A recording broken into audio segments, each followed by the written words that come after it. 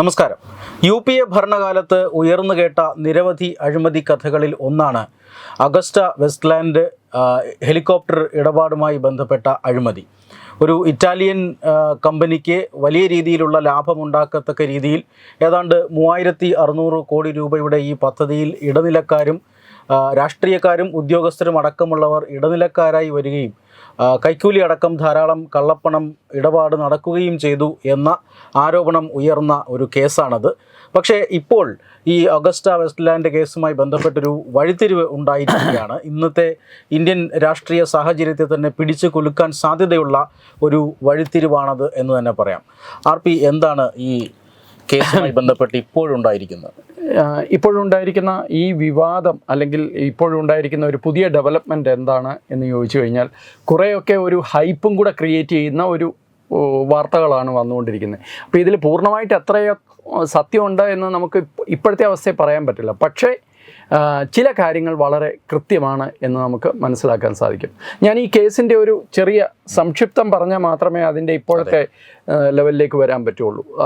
കേസിനെക്കുറിച്ച് കുമാർ നേരത്തെ പറഞ്ഞതുപോലെ തന്നെ VVIP ഹെലികോപ്റ്റേഴ്സ്, VVIPകൾക്ക് യാത്ര ചെയ്യാനുള്ള ഹെലികോപ്റ്ററുകൾ മേടിക്കുന്നതുമായി ബന്ധപ്പെട്ട ഇറ്റാലിയൻ കമ്പനിയിൽ നിന്ന് മേടിക്കുന്നതുമായി ബന്ധപ്പെട്ട വലിയ അഴിമതിയാണിത്.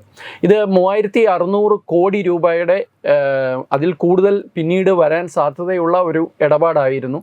അതിൽ 600 കോടി പ്ലസ് കൈക്കൂലിയായി ഇന്ത്യയിലെ പൊളിറ്റീഷ്യൻസിനും ഇന്ത്യയിലെ ബ്യൂറോക്രാറ്റ്സിനും ലഭിച്ചു എന്നുള്ളതാണ് കേസിൻ്റെ ഒരു സംക്ഷിപ്തം. വളരെ ചുരുക്കത്തിൽ പറഞ്ഞു കഴിഞ്ഞാൽ ഇത് വെറും കേട്ടുകേഴ്വിയോ പ്രശ്നങ്ങളോ അല്ല. യഥാർത്ഥത്തിൽ ഈ കേസിൽ കുറേ കാര്യങ്ങൾ മുന്നോട്ട് ഭാരതത്തിലും പോയിരുന്നു. ഭാരതത്തിൽ ചരിത്രത്തിൽ ആദ്യമായിട്ട് വലിയൊരു സീനിയർ ഉദ്യോഗസ്ഥനെ, അഡ്മിറൽ SP ത്യാഗി, അദ്ദേഹത്തിൻ്റെ കസിൻ സഞ്ജയ് ത്യാഗി എന്നിവരെ അറസ്റ്റ് ചെയ്തു എന്ന് മാത്രമല്ല, ഈ ഇടപാടിൻ്റെ ഇടനിലക്കാരനായി അറിയപ്പെടുന്ന ക്രിസ്ത്യൻ മിഷേൽ എന്ന് പറയുന്ന വ്യക്തിയെ 2018 തോന്നുന്നു അദ്ദേഹത്തെ ദുബായിൽ നിന്ന് എക്സ്ട്രാഡിക്റ്റ് ചെയ്യാനും NDA സർക്കാരിന്, മോദി സർക്കാരിന് സാധിച്ചു. പക്ഷേ ഇത്ര വലിയൊരു അഴിമതി, 600 കോടി രൂപ ഒരൊറ്റ ഇടപാടിൽ കമ്മീഷൻ, ആ കേസിൽ കാര്യമായിട്ട് ഭാരത സർക്കാരിന് മുന്നോട്ട് പോകാൻ സാധിച്ചില്ല. അതിന് കാരണം എന്താണെന്ന് വെച്ച് കഴിഞ്ഞാൽ, ഈ കമ്പനി അഗസ്റ്റ വെസ്റ്റ്ലാൻഡ് എന്ന് പറയുന്ന കമ്പനിയും അതിൻ്റെ പേരൻ്റ് കമ്പനിയും ഇറ്റലിയിലാണ്. ഇറ്റലിയിൽ ഇതുമായി ബന്ധപ്പെട്ട് കേസ് നടന്നു. യഥാർത്ഥത്തിൽ ഫെബ്രുവരി 2013 ഇറ്റാലിയൻ മാധ്യമങ്ങളിലാണ് ഈ അഴിമതി സംബന്ധിച്ച് കേസ് വാർത്തകൾ വരുന്നതും അന്വേഷണം നടക്കുന്നതും ഇറ്റാലിയൻ മിലൻ കോടതിയിൽ ഇതുമായി ബന്ധപ്പെട്ട് വലിയൊരു കേസ് നടക്കുന്നതും. അതുകൊണ്ട് ഭാരതത്തിലേക്ക് കൂടുതൽ വിവരങ്ങൾ എത്താൻ അന്ന് സാങ്കേതികമായി തടസ്സമുണ്ടായിരുന്നു. പക്ഷേ ഇതിലെ ഏറ്റവും രസകരമായ ഒരു കാര്യം, ഈ മിലൻ കോടതി ഈ കേസിൻ്റെ വിചാരണ കഴിഞ്ഞ് ഇത് വലിയൊരു അഴിമതിയാണ് എന്ന് അവരുടെ മുമ്പിൽ തെളിയുകയും അതനുസരിച്ചുള്ള വിധി പ്രഖ്യാപനം നടക്കുകയും ചെയ്തെങ്കിലും, ഒരു കേസ് നടന്ന് അതിൻ്റെ വിധി പ്രഖ്യാപനം കഴിഞ്ഞു കഴിഞ്ഞാൽ ശരിക്കും ആ ഡോക്യുമെൻറ്റ്സ് എല്ലാം പബ്ലിക് ഡൊമൈനിൽ വരേണ്ടതാണ്. പൊതുജനങ്ങൾക്ക് ഈ ഡോക്യുമെൻറ്റ്സ് ലഭിക്കേണ്ടതാണ്. എന്തായിരുന്നു കേസ്, ആരൊക്കെയാണ് ശിക്ഷിക്കപ്പെട്ടത്, എന്ത് തെളിവിൻ്റെ അടിസ്ഥാനത്തിലാണ് ഇവർ ശിക്ഷിക്കപ്പെട്ടത്, ഇതെല്ലാം വരേണ്ടതാണ്. അത് നോർമലി ഇൻ്റർനാഷണൽ, അന്താരാഷ്ട്ര തലത്തിൽ തന്നെ അത് നിയമമാണ്, ജനാധിപത്യ രാജ്യങ്ങളിൽ പ്രത്യേകിച്ചും. പക്ഷേ ഈ ഒരു കേസിൽ വിധി വന്നു, കുറ്റക്കാരാണെന്ന് തെളിഞ്ഞു, വലിയ അഴിമതിയുണ്ട് എന്ന് തെളിഞ്ഞു. പക്ഷേ ഇതിൻ്റെ ഒരു പേപ്പർ പോലും പുറത്തു കൊടുക്കാൻ ഇറ്റാലിയൻ സർക്കാർ തയ്യാറായിരുന്നില്ല. ഇത് റെസ്ട്രിക്റ്റഡ് ആണ്, കോൺഫിഡൻഷ്യൽ ആണ് എന്ന് പറഞ്ഞ് ഈ കേസിൻ്റെ മുഴുവൻ രേഖകളും ഇറ്റലിയിലെ സർക്കാർ മുക്കുകയാണ് ചെയ്തത്. അതിൻ്റെ കാരണം എന്താണ് എന്നുള്ളത് ഭാരതത്തിൽ നിന്നുള്ള സമ്മർദ്ദമാണെന്നും ഭാരതത്തിലെ അന്നത്തെ ഒന്നാം ഏറ്റവും രാഷ്ട്രീയ ശക്തിയുള്ള പൊളിറ്റിക്കൽ ഫാമിലിയുടെ ഇറ്റാലിയൻ കണക്ഷനാണെന്നും അന്ന് തന്നെ വാർത്തയുണ്ടായിരുന്നു. ഇറ്റലിയിലെ സ്വാധീനമാണ് ഈ കേസിനെ മുക്കാനും അല്ലെങ്കിൽ കേസിൻ്റെ വിധിപ്പകർപ്പ് പോലും പുറത്തെത്താത്തതിൻ്റെ കാരണം. ഇപ്പോൾ എന്തായാലും ആ സ്ഥിതി മാറിയിരിക്കുന്നു എന്നാണ് ഇപ്പോഴത്തെ ലേറ്റസ്റ്റ് റിപ്പോർട്ട്. പ്രധാനമന്ത്രി നരേന്ദ്രമോദി അദ്ദേഹം കഴിഞ്ഞ തിരഞ്ഞെടുപ്പിൻ്റെ പ്രചരണ സമയത്ത് അദ്ദേഹം പറഞ്ഞിരുന്നു ഒരു വലിയ ഭൂകമ്പം ഉണ്ടാവുമെന്ന്.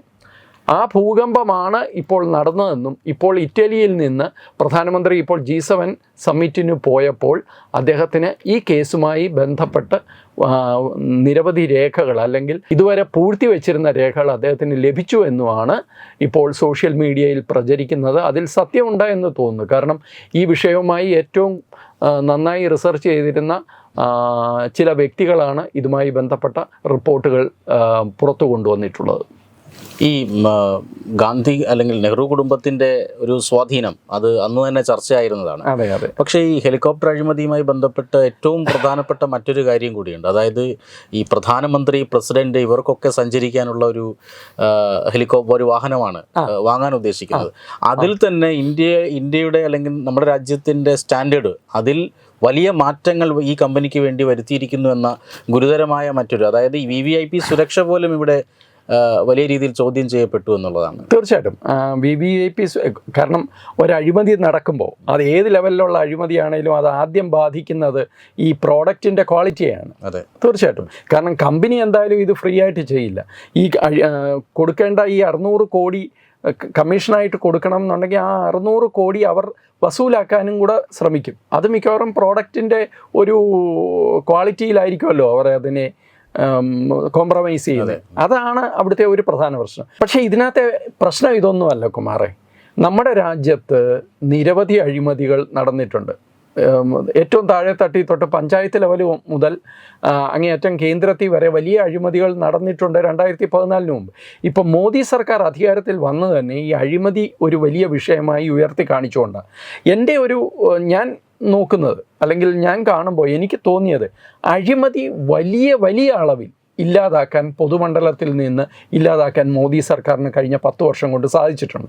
ഒരൊറ്റ കേന്ദ്രമന്ത്രിക്കെതിരെ, ഒരൊറ്റ ഇടപാടിനെതിരെ അഴിമതിയില്ലാതെ 10 വർഷം ഒരു കേന്ദ്ര സർക്കാർ ഭരിക്കുക എന്ന് പറയുന്നത് ഇന്ത്യ മഹാരാജ്യത്ത് ചെറിയ കാര്യമല്ല.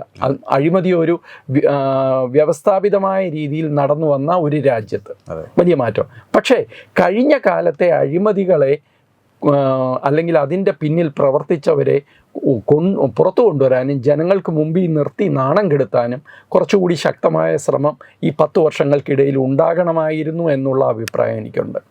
ഈ കേസ് പോലും കഴിഞ്ഞ 10 ഈ കേസും നാഷണൽ ഹെറാൾഡിൻ്റെ കേസുണ്ട്, ഇതുപോലെ നിരവധി കേസുകളുണ്ട്. ഇതിനകത്ത് നമ്മൾ സാധാരണക്കാർ മനസ്സിലാക്കേണ്ട വളരെ പ്രധാനപ്പെട്ട ഒരു കാര്യമുണ്ട്.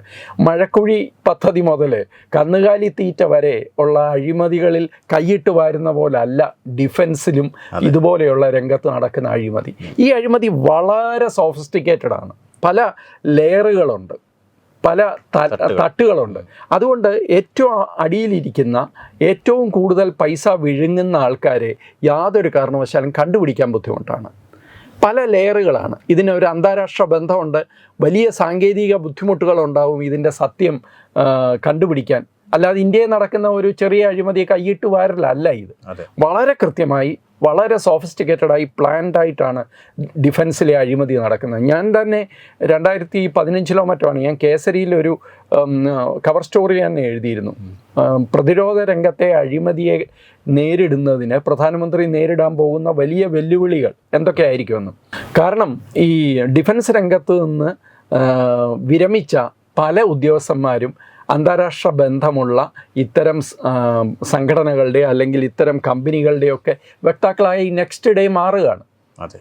അധികാരത്തിൽ ഇരിക്കുന്നവർക്കും ഇതറിയാം, അവർക്കും പ്രശ്നമില്ല, കാരണം അവർക്കും കട്ട് കിട്ടുന്നതാണ്. അപ്പോൾ ശരിക്കും പറഞ്ഞാൽ നട്ട് ആൻഡ് ബോൾട്ട്, അന്തർവാഹിനിയുടെ നട്ട് ആൻഡ് ബോൾട്ട് മേടിക്കുന്നത് മുതൽ ടാങ്കുകൾ നിർമ്മിക്കുന്നത് വരെ, അല്ലെങ്കിൽ തോക്കുകൾ ഇറക്കുമതി ചെയ്യുന്നവരെ സകലതിലും അഴിമതിയുണ്ട്. അഴിമതിയില്ലാതെ ഒരു പ്രതിരോധ ഡീലും നടന്നിട്ടില്ല എന്ന് തന്നെ പറയാം. അതിനാണ് വലിയ മാറ്റം 2014 മുതലുണ്ടായി. ഇറക്കുമതി കുറയ്ക്കാൻ അങ്ങേയറ്റം ശ്രമിച്ചു എന്ന് മാത്രമല്ല, കയറ്റുമതിയാണ് നമ്മളിപ്പോൾ ഫോക്കസ് ചെയ്യുന്നത്. ഇതൊരു വലിയ മാറ്റമാണ്. ഇതൊക്കെയാണ് ഇവരുടെയൊക്കെ വലിയ ബുദ്ധിമുട്ടുകൾക്ക് പ്രശ്നം. പക്ഷേ ഇതെല്ലാം ചെയ്യുമ്പോൾ മറുവശത്ത് ഇതുവരെ ഉണ്ടായ അഴിമതികളിൽ അതിന് ഉത്തരവാദികളായവരെ പിടിച്ച് ജനങ്ങളുടെ മുമ്പിൽ നിർത്തി ഇവൻ ഇത്രയും മോട്ടിച്ചു എന്നും കൂടി പറയാൻ സർക്കാർ ആർജവം കാണിക്കണം. എങ്കിൽ മാത്രമേ ഇത് ഭാവിയിലും ഇല്ലാതാകുകയുള്ളൂ. അങ്ങനെ ഒരു അഴിമതിയുടെ ഒരു വിവരങ്ങൾ പുറത്തു വരാൻ സാധ്യതയുള്ള ഒരു സാഹചര്യമാണ് ഇപ്പോൾ ഉള്ളത്. എന്തായാലും ഈ ഇരു രാജ്യങ്ങളുമായിട്ടുള്ള ബന്ധം അത് ദോഷത്തിലാകരുത് എന്നുള്ള രീതിയിലായിരിക്കുമല്ലോ ഇറ്റലി ഇത്രയും കാലം ഈ രഹസ്യം സൂക്ഷിച്ചത്. എന്തുകൊണ്ടായിരിക്കാം ഇതിന് നേരത്തെ ഈ 10 വർഷം ഭരിച്ചിട്ടും മോദി സർക്കാർ ആ ഒരു റിട്രീവലിന് ശ്രമിക്കാത്തത്?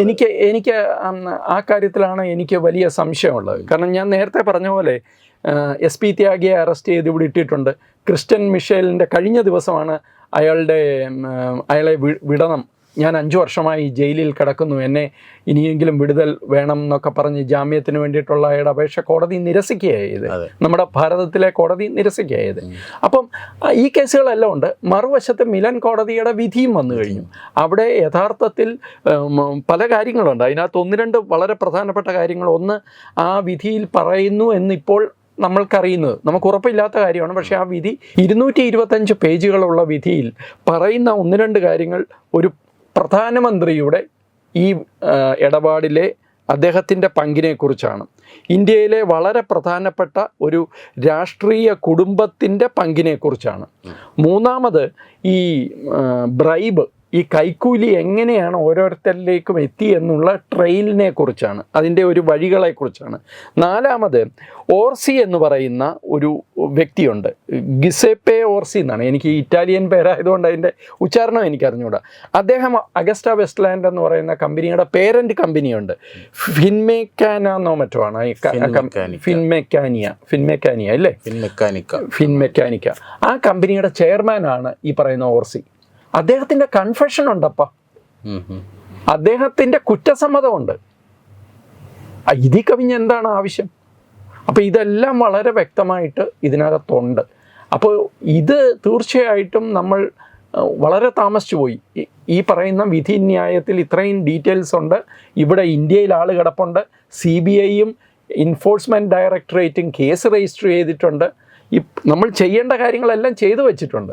പക്ഷേ കുറച്ചുകൂടി സമ്മർദ്ദം ഇക്കാര്യത്തിൽ വേണ്ടതായിരുന്നു എന്നാണ് എനിക്ക് തോന്നുന്നത്. ഒരു ഭാഗത്ത് ഒരു വിദേശ രാജ്യത്ത് നമ്മൾ അന്വേഷിച്ചു കൊണ്ടിരിക്കുന്ന എല്ലാ കാര്യങ്ങളും പച്ച വെളിച്ചം പോലെ തെളിയുന്നു, അവിടെ എല്ലാ കാര്യങ്ങളും തെളിയുന്നു. പക്ഷേ നമ്മുടെ അന്വേഷണം വഴിമുട്ടി നിൽക്കുന്ന ഒരവസ്ഥയായിരുന്നു ആണ്. കാരണം എന്ന് വെച്ച് കഴിഞ്ഞാൽ ഇപ്പോൾ ഇറ്റാലിയൻ കോടതി ഒരു വിധി നടത്തി, അല്ലെങ്കിൽ ഒരു വിധി പ്രസ്താവം നടത്തി, ഇവർ കുറ്റക്കാരാണെന്ന് പറഞ്ഞു എന്നുള്ളത് കൊണ്ട് ഭാരതത്തിലെ കോടതികൾക്ക് അത് അങ്ങനെ അംഗീകരിക്കേണ്ട ആവശ്യമില്ല.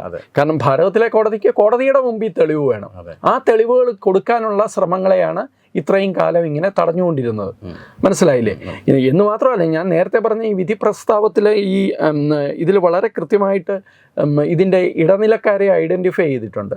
ഇടനിലക്കാരിൽ ഒരാളുടെ ഡയറി ഉണ്ട്.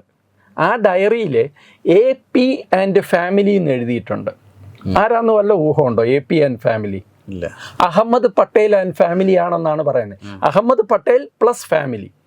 അഹമ്മദ് പട്ടേൽ ഏത് ഫാമിലിയുടെ വിശ്വസ്തനായിരുന്നു നമുക്കെല്ലാവർക്കും അറിയാം. അപ്പോൾ ഇങ്ങനെ രേഖകളുണ്ടെന്നാണ് പറയുന്നത്. അപ്പോൾ ഈ രേഖകൾ പുറത്തു വന്നു കഴിഞ്ഞാൽ ഭാരതത്തിൽ തീർച്ചയായിട്ടും വലിയൊരു രാഷ്ട്രീയ ഭൂചലനം ഉണ്ടാവും.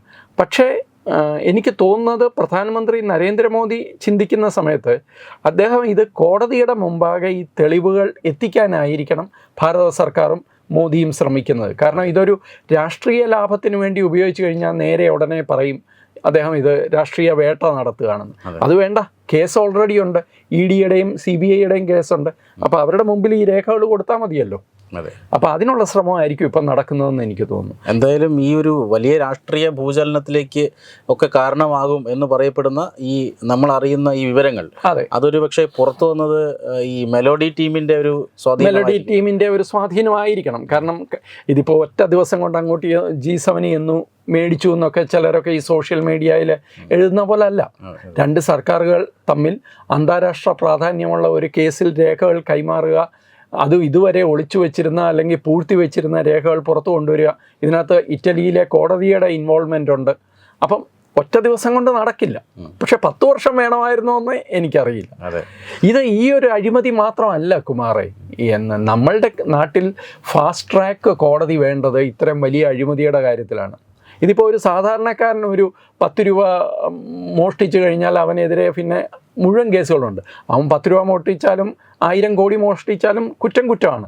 പക്ഷേ ആ ഒരു ശുഷ്കാന്തി പലപ്പോഴും ഇത്തരം കാര്യങ്ങളിൽ കാണുന്നില്ല. ഇപ്പം നമ്മൾ തന്നെ ആലോചിച്ച് നോക്കിയാൽ UPA ഭരണകാലത്ത് കോമൺവെൽത്ത് ഗെയിംസുമായി ബന്ധപ്പെട്ട കേസുണ്ടായിരുന്നു, പഞ്ചസാര കുംഭകോണം ഉണ്ടായിരുന്നു, പിന്നെ കൽക്കരി കുംഭകോണം ഉണ്ടായിരുന്നു, 2G 3G 4G ഒക്കെ നമുക്കെല്ലാവർക്കും അറിയാം. പണ്ട് കാലത്ത് ബൊഫോഴ്സ് ഉണ്ടായിരുന്നു. ഇതിനൊന്നും ഒരു ഫാസ്റ്റിൽ വളരെ വേഗതയിൽ ഈ വലിയ അഴിമതി കാര്യങ്ങളിൽ ഒരു നീക്കുപോക്ക് ഉണ്ടായിട്ടില്ല. പബ്ലിക് മണിയാണ്, പാവപ്പെട്ടവൻ്റെ പൈസയാണ് ഇവരെല്ലാം വളരെ സിസ്റ്റമാറ്റിക്കായിട്ട് മേടിച്ച് പുട്ടടിക്കുന്നത്. യഥാർത്ഥത്തിൽ 600 കോടി രൂപയൊക്കെ ഒരു 12 ഹെലികോപ്റ്റർ മേടിക്കുന്നതിൽ 600 കോടി രൂപയാണ് കിട്ടുന്നത്. അതെ, താരതമ്യേന ഇതൊരു ചെറിയ ചെറിയ ഇടപാടാണ്. പക്ഷേ അപ്പം അതിൽ പോലും കിട്ടുന്ന ഇതാണെങ്കിൽ ഇത്രയും കാലം എന്തുകൊണ്ടാണ് ഭാരതം ഈ അവസ്ഥയിലായത് എന്നുള്ളത് നമുക്ക് വളരെ കൃത്യമായിട്ട് മനസ്സിലാക്കാം. കോട്ടും സൂട്ടും ഇട്ട് ഞാൻ പറയുന്നത് ഞാൻ നേരിട്ട് കണ്ടിട്ടുള്ളതുകൊണ്ട് പറയുകയാണ്. ഡൽഹിയിലെ അധികാരത്തിൻ്റെ ഇടനാഴികളിൽ കോട്ടും സൂട്ടും കൈ ബ്രീഫ് കേസുമായി നടക്കുന്ന ഇടനിലക്കാരൊരു സാധാരണ കാഴ്ചയായിരുന്നു 2014 വരെ.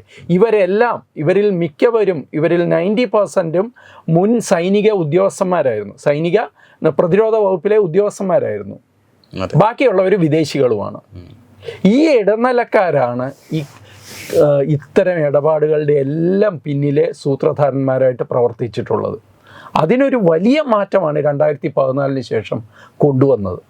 അതിൽ ഇവർക്കൊക്കെ വലിയ ബുദ്ധിമുട്ടുകൾ ഉണ്ടാകുന്ന, അവരുടെയൊക്കെ കഞ്ഞുകൂടി മുട്ടുന്ന ഏർപ്പാടാണ്. അപ്പോൾ അതിൽ തീർച്ചയായിട്ടും അതാണ് ഈ മോദി വിരോധത്തിൻ്റെ പിന്നിലുള്ള ഒരു പ്രധാന കാരണങ്ങളിലൊന്ന് ഇത്തരം അഴിമതികൾ അവസാനിപ്പിച്ചതാണ്.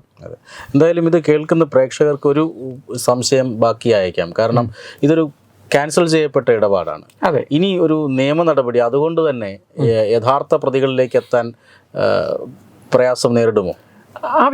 അതിൻ്റെ ആവശ്യമുണ്ടോ? അഴിമതി പണം രാജ്യത്തിൻ്റെ പ്രതിരോധ വകുപ്പിലെ ഒരു ഇടപാടിനെ മുൻനിർത്തി അഴിമതി പണം കയ്യിൽ മേടിച്ചിട്ടുണ്ടെങ്കിൽ കുറ്റകൃത്യം തന്നെ നിലനിൽക്കും.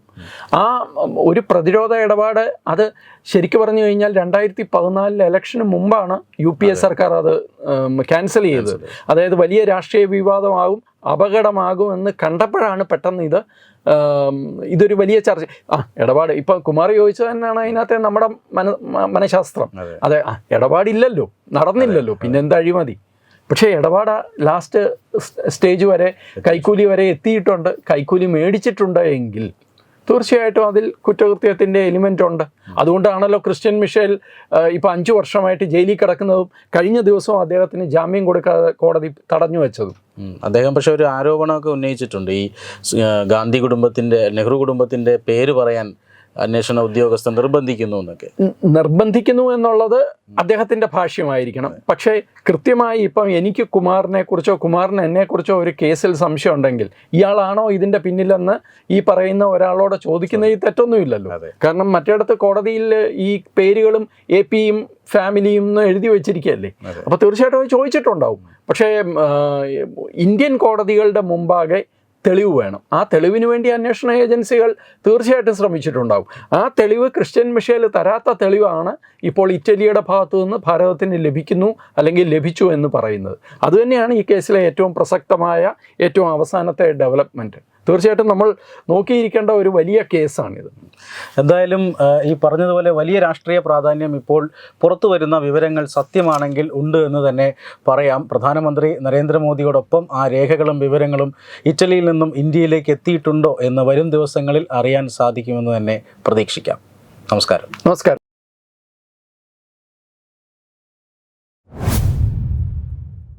Powered by Chodis, realizing your dream home. Chodis Building Promoters Private Limited, Killipalam, Thiruvananthapuram.